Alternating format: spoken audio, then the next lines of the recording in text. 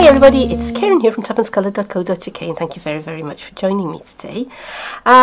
In my family, for some reason, most of us have birthdays around the end of March to the beginning of May, with most of us having our birthdays in April. My birthday's then, my sister's birthday is then, a couple of nieces have got birthdays in April, a nephew. We have a lot of birthdays in April. So that means that I have to think about a lot of ways of giving presents.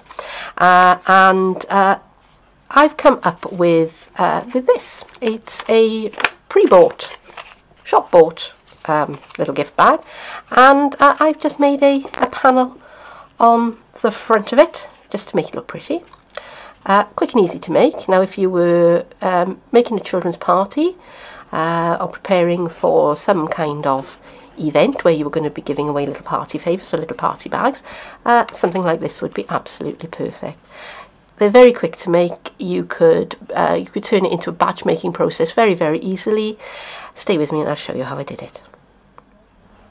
So I'm going to talk about the supplies that I used on my gift bags. Now I'm making a couple of different versions of it. I've already made this one and I've filmed some parts of it, so you're going to see me making some of this. But I'm going to talk about the supplies that I would use for a different version. In both cases, I'm using a shop-bought gift bag. Now, these aren't very expensive, they're widely available. Of course, you could go and make your own little gift bag. There are plenty of tutorials out there. I think I've made a couple myself, but if you've got a lot of these to get through, you might want to consider your time. That's all I'm saying. I'm using the Magical Day stamps and the companion dies, and I haven't got it here, but I am stamping using basic black, and I'm colouring in using my Stampin' Up markers. Okay, so I'm using an archival ink with a water-based colour. I have my clear Wink of Stella. I've got a little scrap of the Myth and Magic DSP, and I have cut this to 3 1/4 by 3 3/4. I've got some contrast card in different colours. I think this is Melon Mambo. I've got some Soft Sky here. I've also used Pool Party and Bermuda Bay, and I've got some of the glimmer paper, the Myths and Magic glimmer paper, and I've got the lime green and the turquoise. And you're also going to need something to make circles with. I'm using punches today, but you could use your dies if you have them. So I have my 2 1/4 inch circle punch, my starburst punch, and my 2 inch circle punch. I've set my stamp apparatus up with a bit of scrap paper and my stamp, and I'm going to start by inking up the stamp, and I've put a stamp case underneath so that it supports the plate as I'm doing this. And I'm sorry if there's any bumping, and I'm just going to press that down. I don't know what that is. It's got in somewhere. Okay, so now this is the piece of card I've die cut my mermaid shape out of, and I'm just going to line this up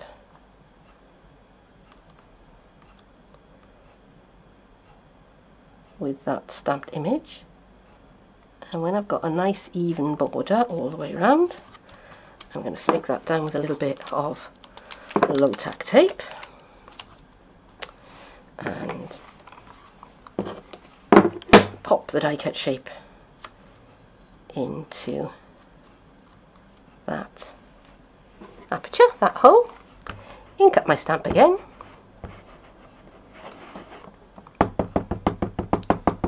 sorry about the bouncing there, press that down,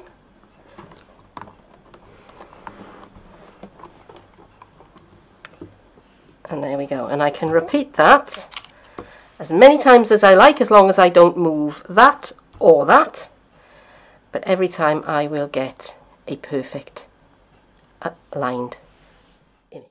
I forgot to turn the camera on when I was colouring in the Little Mermaid. You can see her over there on the left. So I'm just going to talk you through what I did and what I used. So I used my Stampin' Right markers in shades of grey and shades of blue, and for the skin tones I used powder pink, and I just scribbled a little bit of the marker onto my Stamperata space, and I just picked up the colour on the tip of my blender pen. And as long as you kind of scribble off the colour off of the nib after you've used it, then they don't contaminate. So they're very useful, those little blender pens. Yes, I said I'm using shades of grey for his armour. I used shades of blue for the mermaid's tail, and some I think it was Cajun craze I used on her hair. So now I'm just finishing off the knight by colouring in his shield, and that's job done once I've done his little feathers in his helmet.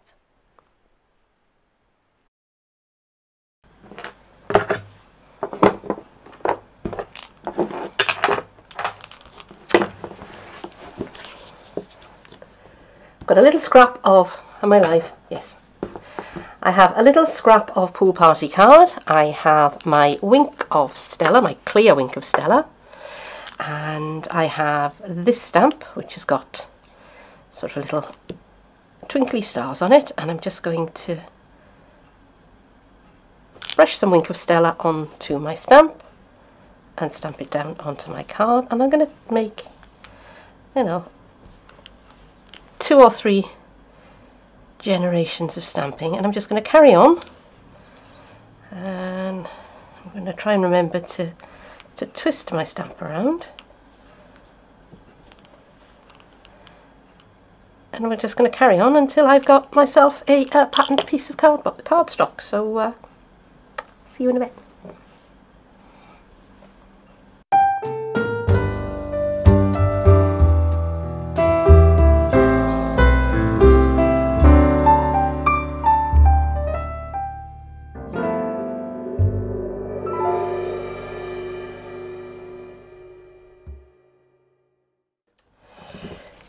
So this is my Wink of Stella card. It's quite a subtle effect. I'm not sure whether or not you can see it, but in real life there is a very subtle sparkle to it.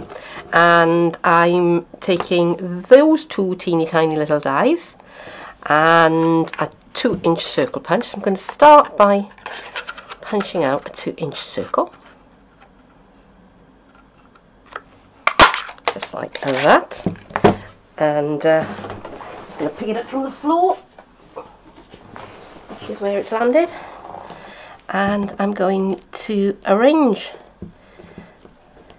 these little bubbles onto my punched out circle, run it through the Big Shot, be right back.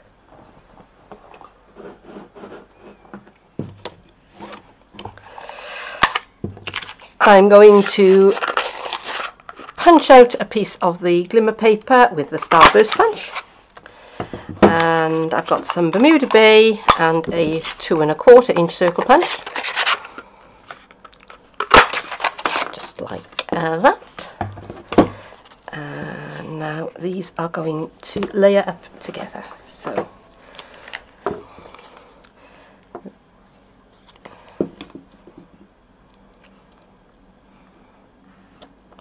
on top of that, like that, and this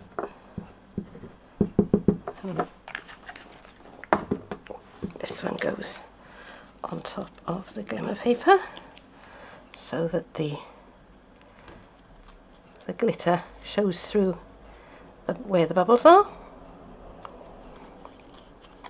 So we've got all sorts of shiny stuff going on here, because you've got the Wink of Stella and you've got the bubbles, and last of all we've got our little mermaid, who I think I'm going to put on with some mini dimensionals when I can find them. Here we are.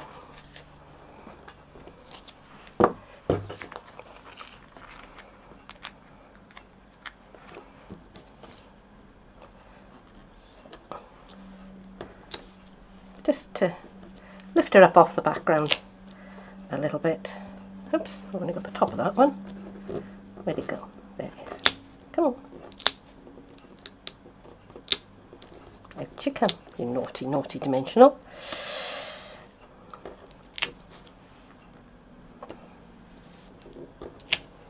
And you can afford to be generous with the dimensionals because they aren't very expensive at all. But they do, quite literally, give a little bit of a lift to your crafting. Okay, so how do we want her going on? Come on. There we go. Don't want to cover up too many of those lovely bubbles. So I pop her there. Just like that. And I think she looks rather fine right where she is.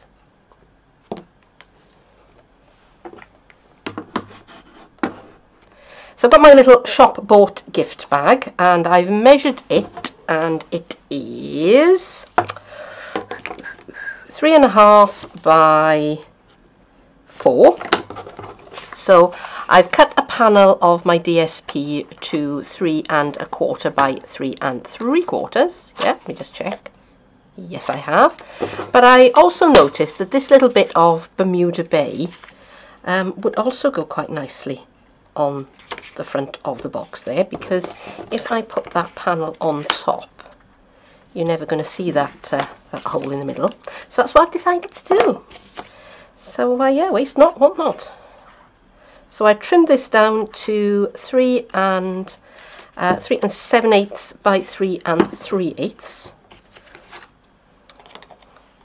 and that hole in the middle is quite convenient actually. So I can just pop that on, and it just fits with just a tiny, tiny little bit of the craft bag showing through.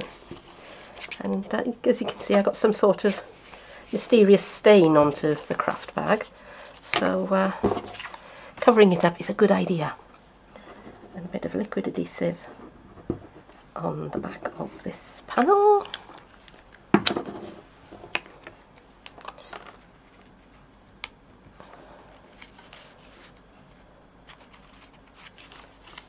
And if you were making a lot of these for party favours, you could totally turn this into a batch making process.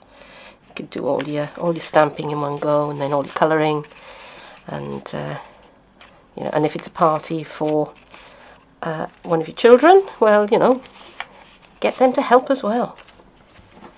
It'll all add to the fun. Okay, don't know what that is, and again, plenty of liquid adhesive onto the back of this, because this has got a glossy coating on it, so I want things to stick. And we will pop that one down, and there we go. That's the mermaid bag.